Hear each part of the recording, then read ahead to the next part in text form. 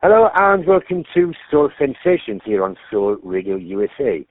Today I have with me soul singer and songwriter Ms Brenda Lee Eager. Hello Brenda. Hello, how are you, Steve? I'm good. How is the weather out there now at this moment? Are we okay? I'm good. Yeah, it's nice, good weather. It is absolutely... I'm in LA, so it's wonderful weather. Other than the fires. It always is. Yeah. Right, what we're going to do... Yeah, it's beautiful weather out there. Well, I've actually just come back from Los Angeles. I was out there last month. Okay. So we're going to have to meet up when I come back out there in January. Oh, wonderful. I love that. Yeah, I really would. I love that. Do you like Mexican food? I'm sorry? Yeah, right. So we'll go to a nice Mexican restaurant. I know a nice one, El Coyote. Oh, my goodness. El Coyote? That's one of my favorite restaurants. Oh, well, we'll go there, we'll eat Mexican food and drink margaritas. And drink margaritas. Oh, that sounds wonderful. Right, I tell you what, let's get it started. Right, firstly, Brenda, let's find out a bit about your background. Where were you born, and what was your childhood like? Okay, that's real easy. I was born in Mobile, Alabama. I was raised on a farm, and so the farm life was just a lot of work. I'm the oldest of 11 children, and I did all the chores that a person does on a farm. Raise gardens and vegetables and chickens and pigs and cows and you name it. You name it, you took it. But I think I'm healthy because of it. But when I was 15 years old, I went back to the city of Mobile, Alabama, and I finished school, and I headed to New York because I knew I wanted to be a singer. So I went to New York, all of 17 and a half years old, and I went to the Apollo Theater to audition, and they just turned me away at the door. They said, "You can't come in and do this." And I started crying. I said, "But I'm all the way from Alabama. I've come so far." And they said, "Well, you can go back because we're not letting you audition at the Apollo Theater." And I missed that. But, of course, now 5 years later, I was headlining at the Apollo.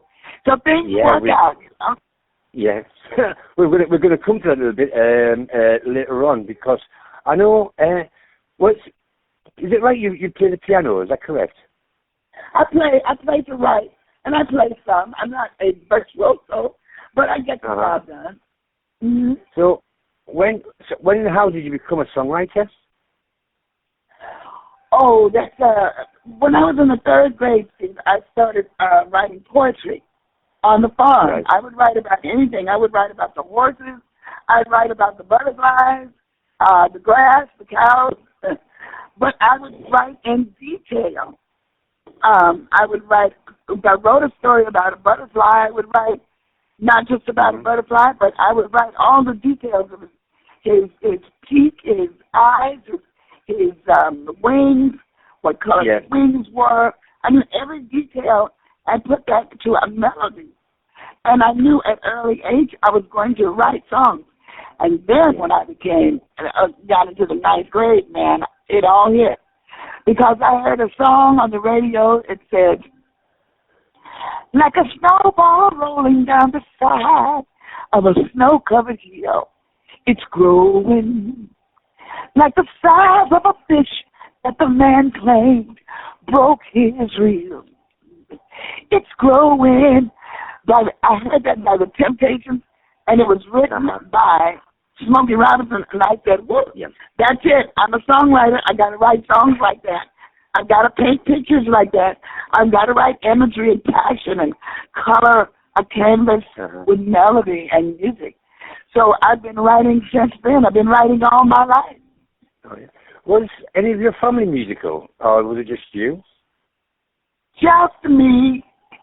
I tried. I tried to make my sisters sing with me. I thought we'd be the McGuire sisters. I'm like, oh my goodness, we would sing all together, and I tried to teach them harmony, but it just didn't happen. Every time I would teach one sister the harmony, when I started singing the melody again, she would jump on the melody. I'm like, I told my other mother, it's no use, they're never going to be able to sing. But yeah, but now I got, my grandkids are phenomenal. Oh, so they really are phenomenal, yes. So, but yeah, it runs in the family. Just some of us didn't get it, and some of us did. Yeah. Well, you touched on a bit before there. You first started singing professionally at 17. Yes, at 17. Yeah. As a matter of fact, sorry, go ahead. Well, I was going to say, did you perform your own songs or covers? I performed my own songs at the assembly in high school. Right. I would do my own songs, and I had my own group.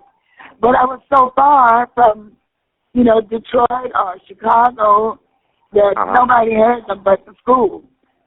So I knew I had to leave home. I knew I had to.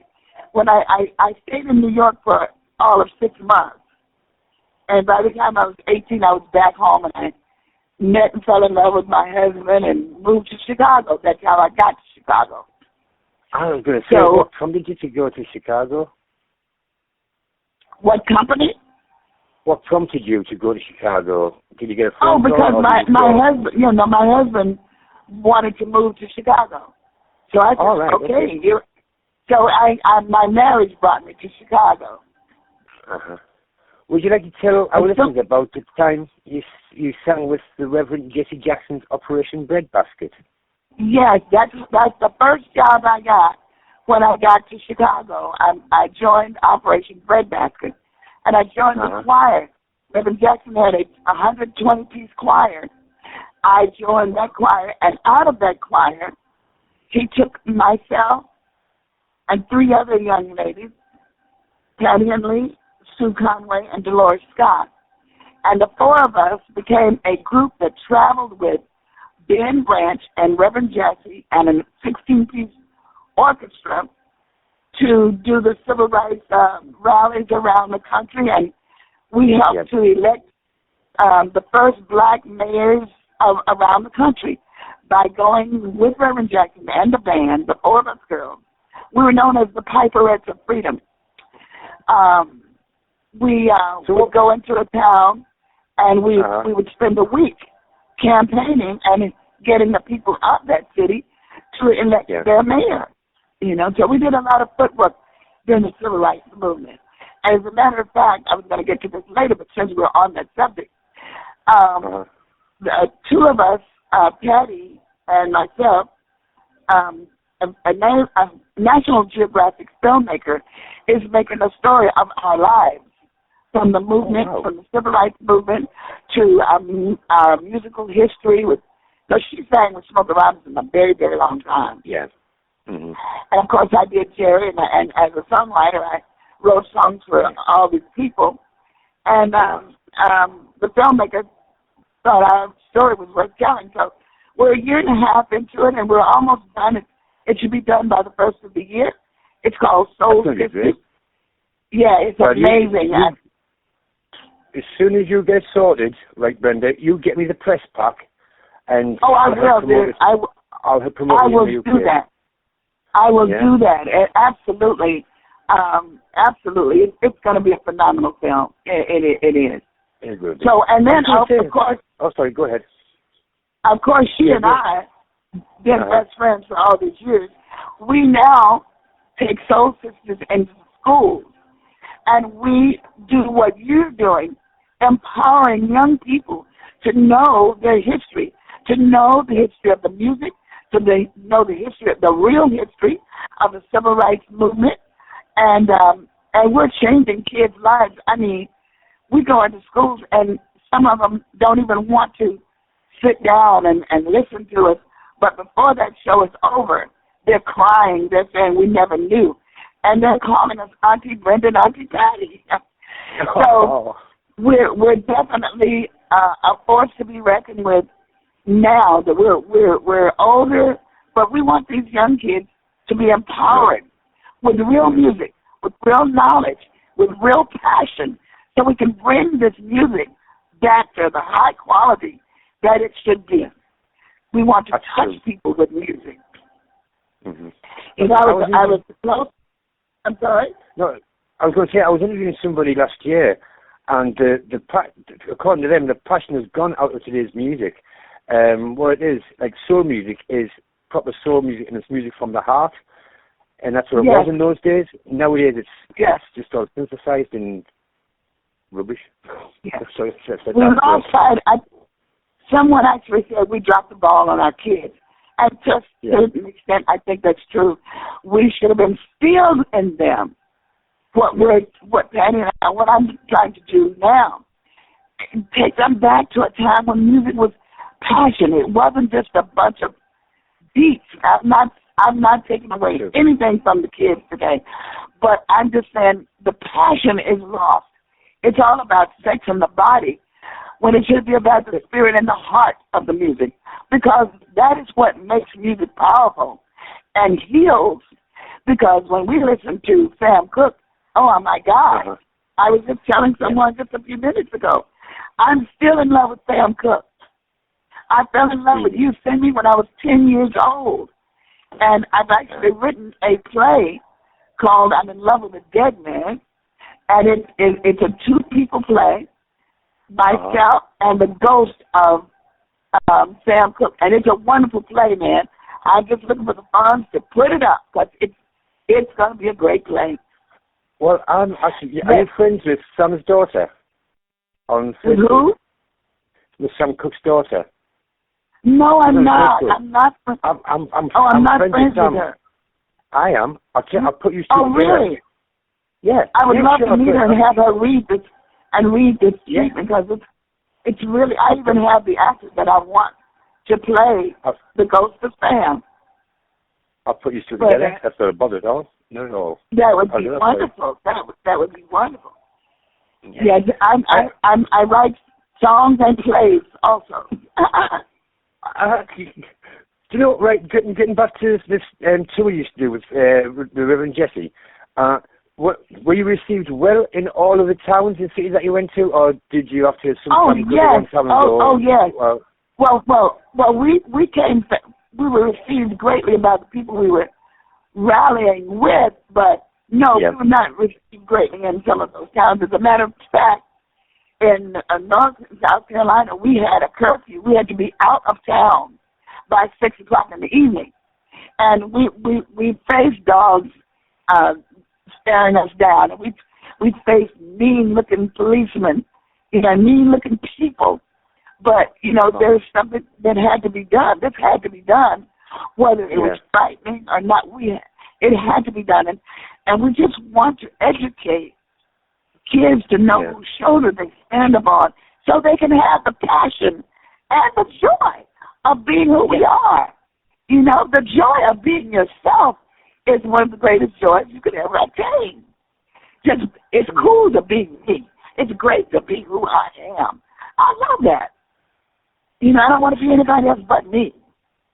And when you grow that passion within yourself and learn whose you are and where you came from, it's a beautiful, beautiful truth that you may not have heard before. I always tell children, I work a lot with kids, and I have children CDs that I have. But I tell you were born great no matter what your circumstances, no matter where you came from. The fact that you lived means that you're born great. That's true. God never made junk. That's true. You're all special. Yeah. I've got one for you now, Brenda. Yes. One of my favorite singers is Jerry Butler. So how did you become Jerry Butler's lead singer? Well, funny story. I co-wrote a song. Jesse Jackson's younger brother, Chuck Jackson, and I became songwriting partners. And we wrote a song called If It's Real What I Feel. And Chuck took it to Jerry. And Jerry wanted to hear and meet the singer, because we did a demo of it. where I sang the girl's part and Chet sang the boy's part. Yeah. So when Jerry heard the song, he loved the song, but he loved the singer too. So he asked if I would come and meet him. I came and went to his office, and he said, "Young lady," and I couldn't believe I was sitting across from Jerry Butler. I've always been a Jerry Butler fan. Oh, my God. I couldn't contain myself. And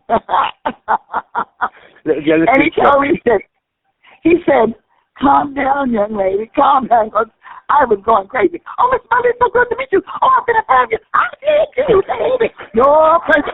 I was going through the whole thing. And he said, "Okay, calm down." Calm down. And he said, "I like your song, and I like your voice." He said, "Would you consider recording the song with me?" Oh, my God. That was the beginning. And you said no.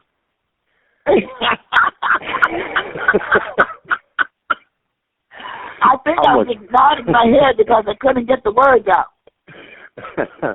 Oh, but man. we recorded that song, and that very first song did about 250,000, and then the next song, of course, did over 1 million, and the next one did over 1 million. So we had a wonderful, wonderful time, wonderful relationship.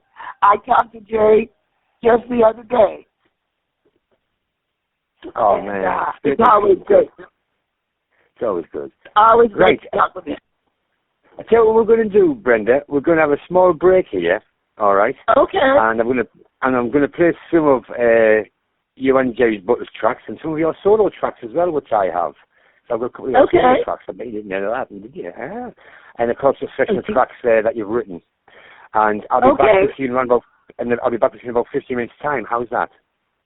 That sounds great. I'll be right here. Okay, my darling. You stay there, love. Okay. Right. Hello, and welcome back to Soul Sensations. Yes, with me, once again, we do have the lovely, adorable, she's adorable, singer-songwriter, Ms Brenda Lee Eager. Welcome back, Brenda. It's good to be back. Thank you very much for having me. Oh, man. Brenda, you've got to let our listeners know what we've been talking about. Exactly whereabouts are you at this precise moment in time? At this precise moment, dear heart, I'm in the basement of my church. Church is going on, and I'm if you could see me, oh man, I'm struggled down in a little corner. But the reception is very good, so I'm not going to move around too much. Well, first of all, I can't move around too much, but I think it's kind of funny. I think it's funny. Man. It's a bit naughty, but that's right. But I'm sure everything's okay. Everything's all right. Oh, it's fine. That's sticking me. That I love it. Right. Oh, we were talking about Kim Weston before as well, haven't we? During the break. Yeah. What was this about Kim Weston and Operation Breadbasket? She is one of my favorite people and one of my favorite singers. She's one of the great singers of Motown. I think she and Brenda Holloway they're the great singers of Motown, the great women singers, and feminists, of course. These are people who can really sing. They didn't have to be, marketed a certain way. They just sing. But anyway, Kim, she was married to Mickey Stevenson at that time, and they would fly in from Detroit to the Saturday morning meetings at Breadbasket, and she would sing the national anthem, Lift Every Voice and Sing, and my God, what a voice. She sang that better than anybody I've ever heard, and today, that's still my favorite version of that song by Miss Kim Weston. I really love it. Those were great days of a young Brenda Lee learning about herself, learning about her country, her history, and so writing songs that mattered. To me, I was talking to Marvin Gaye once. We were at our little house party, and he was sitting, and he said, Brenda, it is the duty of the artist to uplift the consciousness of the people. And so over 35 years ago, I took that to heart because I wanted to write songs that lifted people up. In none of my songs, I won't leave you depressed. It'll always be a lifting up of hope and of inspiration. Even if it's a blues song, I'm going to write a feel-good blues song because I want to uplift people and never to bring people down. I want to educate without preaching or without teaching, just living a life to where people see who you are. They might want to be an example of that same love and intelligence and laughter that we all have to give. So I thank Marvin for who he was, who he is, because I learned a lot from him. I learned from the great. As a songwriter, I studied everybody as a songwriter. I studied from the 1900s all the way up, from Gershwin to Yip Harver and Harold Arlen. These are the guys who wrote Somewhere Over the Rainbow. Like I said, I wanted to paint pictures in songwriting. And are you still songwriting? Sorry, go on. I'm sorry? I was saying, are you still songwriting today? Are you still putting pen to paper, or have you stopped doing it now? I'll never stop writing. Writing is a much part of me as a singing. I went to Motown one time, and one of the executives wanted to sign me to a publishing deal. And they said, well, you can stop singing. You're just a great writer. We just want your writing. And I couldn't sign it because I can't take one over the other. I am a singer-songwriter. That's what I am. So I started a new song in the wee hours of this morning. Yeah, I sure did. Yeah, I'm always right. We'll keep that as a secret for now, and we'll break that on the station when it's all done and dusted. But what you say, it's like if you want my songs, you've got to have me as well. That's it, simple as. Yes. I wrote the Prince song, Somebody, in 20 minutes because I was writing about my life, which was easy to write. It was 2 o'clock in the morning, and the song goes, 2 o'clock in the morning, and I just can't sleep. Well, it was 2 o'clock in the morning, and I could not sleep. Outside the rain is pouring, I'm lonesome as can't be. Outside it was raining, and I was lonesome. So I just took my whole feelings about that and wrote them down in 20 minutes, never knowing that it would be a double platinum song with Prince. Yeah, exactly. Yeah, it's true. So I like to write from experiences, and sometimes not mine, but inspiration. You want to write from inspiration, and you can be inspired by a bird flying by. Keep your heart open and just be inspired by what you see around you and what you feel. And I think those are the best songwriters that write from inspiration and some kind of truth. And yet, I can write, like an assembly line. If you tell me I need 10 songs by song, so I can do that too. But I really love writing from inspiration. Yeah. Correct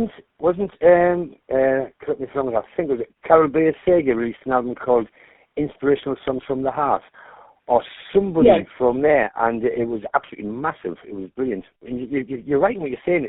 They are inspirational. They've got to be inspirational. Yeah. I've got a quick one for you now. Whose idea was it? Because this next song I want to tell you about, right, is from my all-time favorite composer.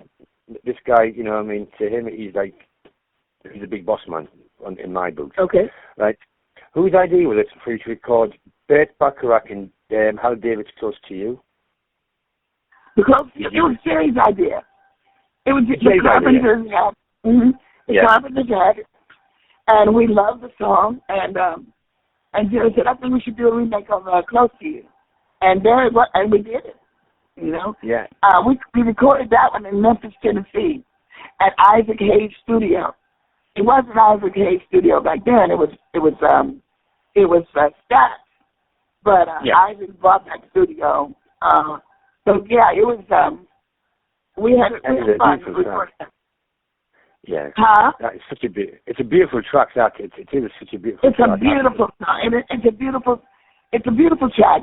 There's one line in the song that Jerry changed that I wish I had the sense to just argue the point, but it's still an old record. When it came to, so they sprinkle moon dust in your hair, golden starlight in your eyes of blue. Well, I didn't have a blue-eyed lover, so here's something just to rhyme with it. But I would have changed that line to another line. But hey, it's okay because it surely went gold, and we love to sing it. I'm sure Hal Dewey wouldn't have said nothing about you changing his lyrics either. You know what I mean? He wouldn't have said right. Yes, Hal Dewey was like, we only changed like a couple of words to make it. Yeah, but is it true that some people, I don't know, some artists that release tracks or some singers, when you re-release that track, by copyright, you have to change at least one or two words, otherwise you're in copyright infringement. Now, is that right or is that wrong? Because I've heard something along those lines before. Do you know about that? Well, I'm trying to understand the question. If someone changed, well, if so what I found out. Yeah, so you sang Close to You, and Jerry changed the words. If somebody else released it, we couldn't take any credit for that. Oh no, you wouldn't take credit. Oh, yeah. It's just some people I've spoken to, some artists, they had to change like one word, so they didn't. It wasn't like a proper copyright infringement because you couldn't really exactly copy that track without prior permission. Well, we use it by permission. We use it by permission anyway, but I don't. Yeah. I'm not sure about that, honey. I'm not sure about that. I'm going to look into that. I'm going to look into that. I don't want to say. But if they use your track and change or anything, they either get permission or, let me give you an example. My friend and my baby sister, Tina Marie, was very upset because she and Al were the writers of that song, but when it became a loop in a rap song, everybody, there became like 11 writers on the song, man. So that took a lot away from her royalties. So that's a whole deep conversation to get into. That's completely different. Yeah, we don't want to go there. That's another whole show. That's a whole new 3 hours, I think. We get everybody on that one. All right. Tell me about the time you were a backing singer with. First of all, tell me about. Cause I'm going to name a few artists here. I'd like to know a little bit of info about. But is it true that you were a backing singer for Ray Charles at one time? No, I was not a backup singer for Ray. We recorded 4 duets together. Right. Billy Osborne and I have been writing together for 35 years, and we wrote a song for Ray Charles, and Ray loved it. The same thing happened with Jerry. I wrote the song, and he loved the singer, called me in, we recorded the song, and then he had me to record 3 other songs with him. Now, one was on Bring the Love Around Again, which he didn't put my name on the album, but the other 3 are in the can, and hopefully they'll release them because they're great songs. We did a remake of You Are My Sunshine. We did a remake of that. The song I co-wrote with Billy Osborne was called Strong Everlasting Love, and I would be working in the studio with Ray, just him and me, working on the songs. But he asked me to go out on the road and do and sing, but I refused. Yeah. I couldn't do it. Yeah. I don't know if you know this, but they've just released a stacked 5-album set of all A and B sides just this week. So I think you might be get out of here. No, it's true. It's just been released. Thank you. I've got to look into that because I might have some songs on that. Yeah. Oh, that's good to know. That's good I'll to send know. you the link. Wonderful, thank you. So, So, right, we've spoke about Ray Charles. How about, anyway, a couple of more time legends. Let's start with Diana Ross. Did you Great gig. Yeah. I sang back up for Diana almost a year. It was a wonderful tour, wonderful, because I just adore her. She's just an incredible, phenomenal entertainer.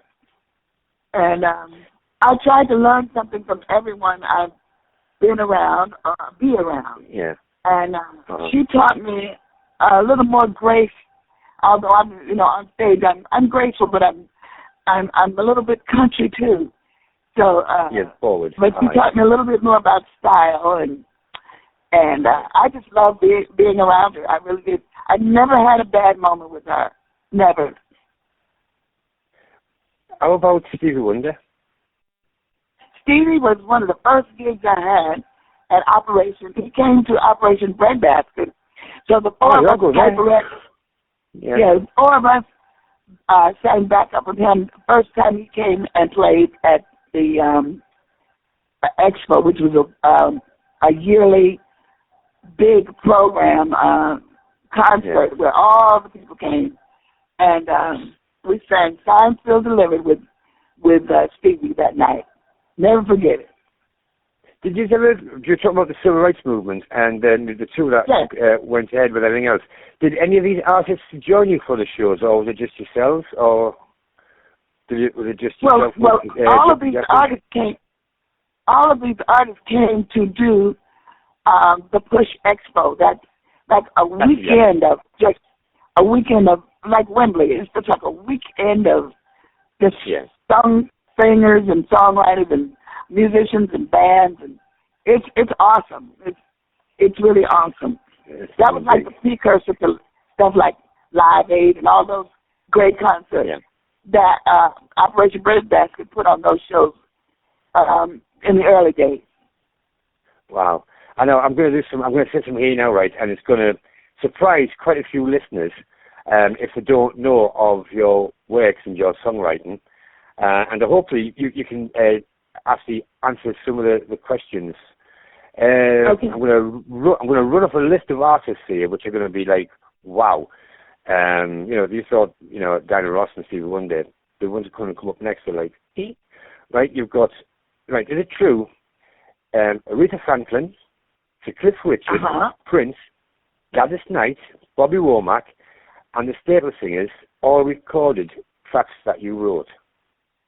Yes, Gladys got some of my songs. She never recorded them, so that's one. But all the rest of them recorded. Mm-hmm. Yeah. So which one did Aretha record? Aretha and Shirley Caesar did a duet on a song called Friends. It has not been released yet, but I got a feeling they're going to release it now. I love Aretha. I've known Aretha since I was 22 years old. She is my utmost favorite singer in my lifetime. I learned a lot from her. She's my teacher, along with Dinah Washington and Sarah Vaughan, some of those guys. But Aretha Franklin was the greatest singer I have ever known. That's true, yeah. Well, Cliff Richard, Sir Cliff. What did you do for Cliff Richard? Cliff Richard recorded a song called "The Miracle." You can find it on YouTube too. Love is the key that opens up a new way, and that also was a platinum record. Sir Cliff, and you know what? It was produced by Sir George. He produced that record, and he said, of course, there's two other writers on that, Zoe Fox and Greg. Not Greg, but Oh, sorry. We'll get to it. It's all right. I'm making with all these things. But anyway, Sir George Martin produced the record, and he said that this is one of the best songs he'd heard in 25 years. And I was like, we're all floored. And wait a minute, here's a great story for you. When the record came out, I was doing a job over in London, and I'd gone from the club to, I was in the cab with the cab driver, and he was pulling up at my hotel. And I told him, I said, I said, have you heard of Cliff Richard? And he said, oh, yeah, that's our king. He said, our Elvis over here. And then we were talking, I said, well, I wrote a song. You're not going to believe this is the honest God truth. I said, I wrote a song that he just recorded. The doggone song came on the radio right as I was speaking it. I started screaming. I'm like, I mean, it was like, it was mystical. It was crazy. I couldn't believe it. I still did. It came on the radio. I just said I could not believe it. Well, the question is, did you get a free cab ride out of it? You did. Well, I split. Yes, I did. I split it. Of course, it was split. But I made some money on it. Yeah. So what about Prince? Huh? Prince. What about the Saxo Prince?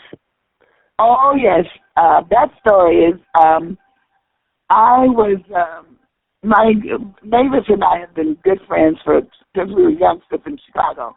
I actually was a stable singer for a quick, short few months because Mavis left the group, and Pop Staples called me, and he told me that I had the charisma, and I could sound like Mavis, and I had that thing in my voice. So they actually hired me to be a staple singer, and I studied all the songs for 3 months.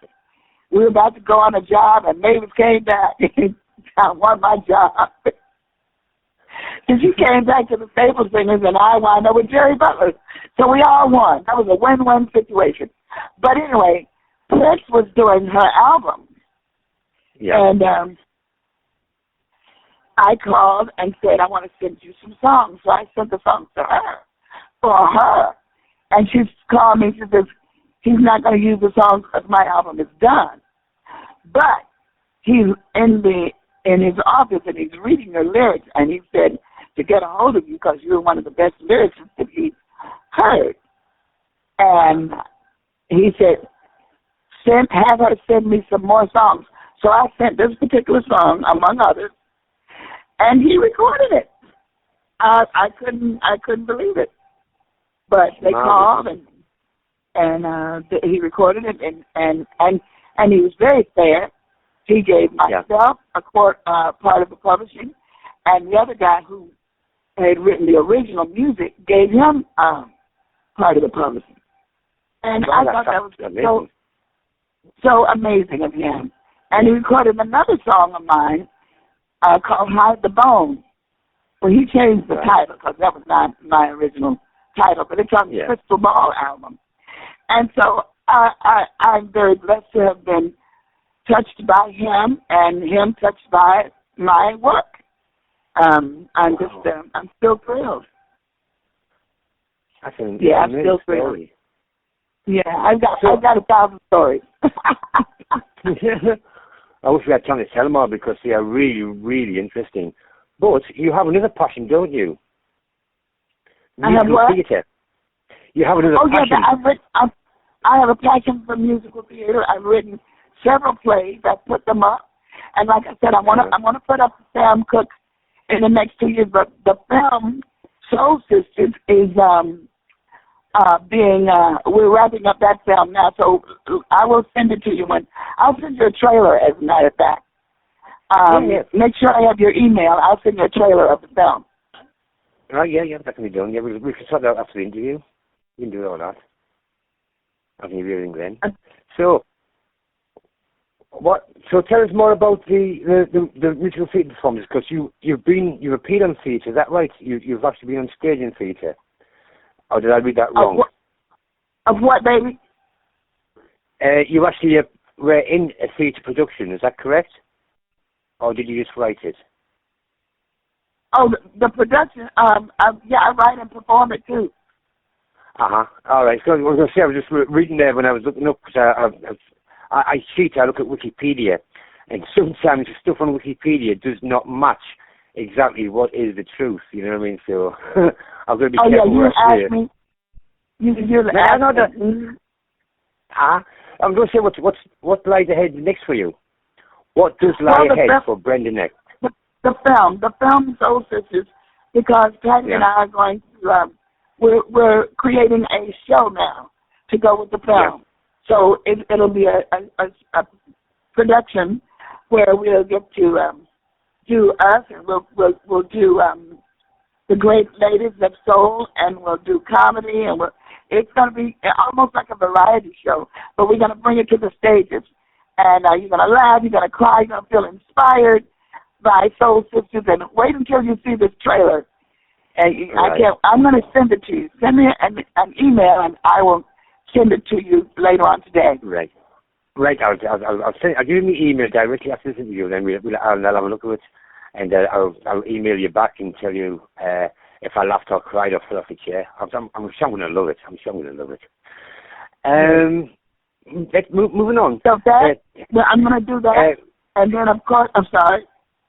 Oh no, go ahead, darling. Go ahead. And of course, I'm still doing the Brenda Lee Eager. I have a concert called Brenda Lee Eager Classic Soul Review. You can go to YouTube and see a little bit of a trailer on that, or a preview on that.